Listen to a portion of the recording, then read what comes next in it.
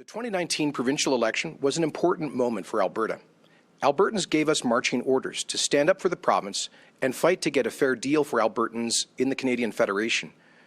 Between 2015 and 2019, we saw the federal and provincial governments, in many cases, actively taking several actions that harmed Alberta's interests, including surrendering to President Obama's then veto of Keystone XL, scrapping the Northern Gateway pipeline, a pipeline to the Pacific which Premier Notley opposed, regulating the Energy East pipeline out of existence, giving the BC New Democrat government a blank check at the time to block and delay the Trans Mountain pipeline, while still Ottawa sent them hundreds of millions of dollars in discretionary transfers, giving Quebec a veto over New Brunswick's effort to revive the Energy East project, while giving Quebec $1.3 billion in increased equalization payments, pushing the tanker ban, Bill C-48, and the No More Pipelines Law, Bill C-69, through the House of Commons against objections from the majority of provinces and even the Canadian Senate, and extending the unfair equalization program by 5 years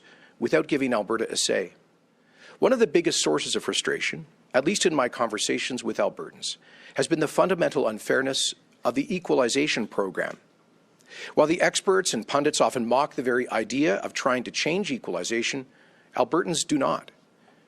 Most Albertans I've spoken with about this issue say that they don't mind helping out their fellow Canadians. In fact, they're proud and have always been willing to share in a spirit of patriotism and generosity when times are good here and bad elsewhere.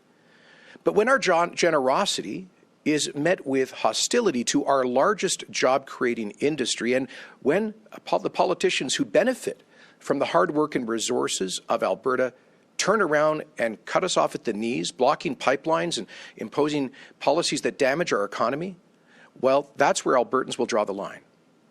For millions of Albertans, equalization has become the most powerful symbol of the unfairness of Alberta's deal in Confederation, and for good reason.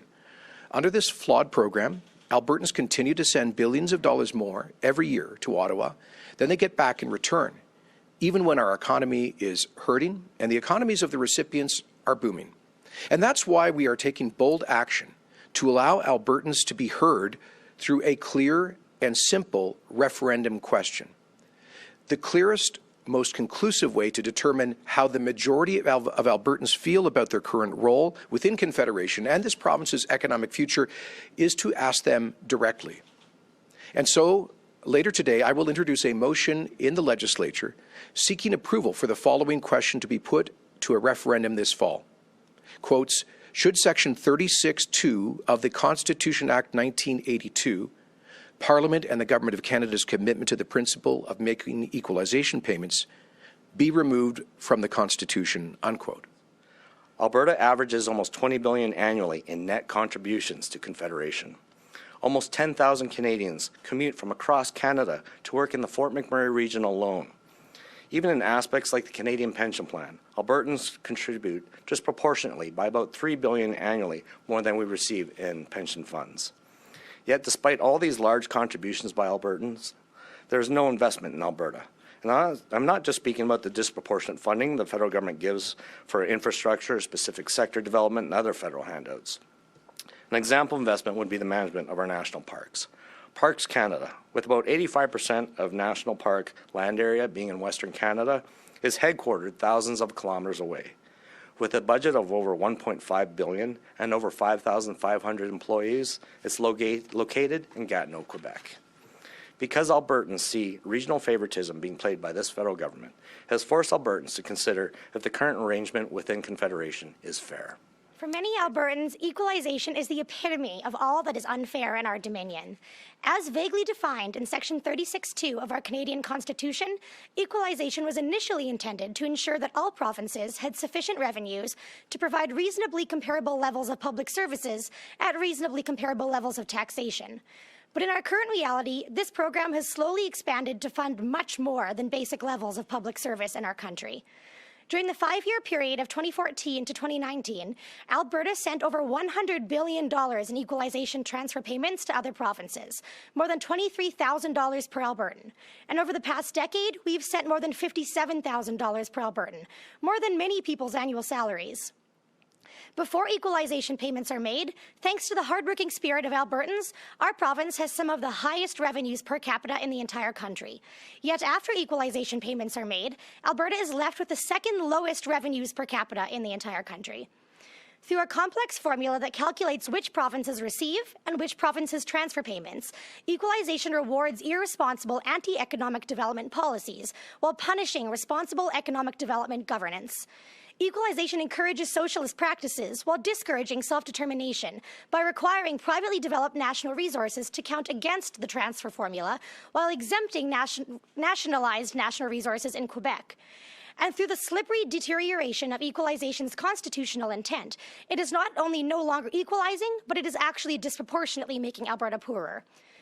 If a majority of Albertans endorse this proposed constitutional amendment, we would then pass a motion through Alberta's legislature to ratify a proposed constitutional amendment. We would then send that to the Government of Canada and ask for their ratification. I don't expect that to be forthcoming. We would then ask for at least negotiations over the question of equalization in the Constitution. Our judgment is that based on the Quebec secession reference of the Supreme Court of Canada from 1998, that the Government of Canada, a positive vote on a proposed constitutional amendment, if it has a clear question and a clear majority of Albertans vote in favour of it, that those meet the threshold of the Quebec secession reference to compel the Government of Canada to engage in good faith negotiations with Alberta about the proposed constitutional amendment. So essentially, it would lead to legislative ratification of the decision of Albertans seeking that constitutional amendment. That would then trigger negotiations with the Government of Canada. I want to be clear, as I have been from day one on this matter, that we should not expect that a yes vote is immediately going to fundamentally change equalization. We don't have the power unilaterally to do that as a province. But this is a strategy to elevate Alberta's fight for fairness in the Federation to the top of the national agenda, to get Ottawa's attention and to send a message to our friends in the rest of the country that we expect to be treated fairly. We will no longer accept governments erecting barriers, for example, to pipelines, while taking ever-growing equalization transfers from Alberta resources that they're trying to block.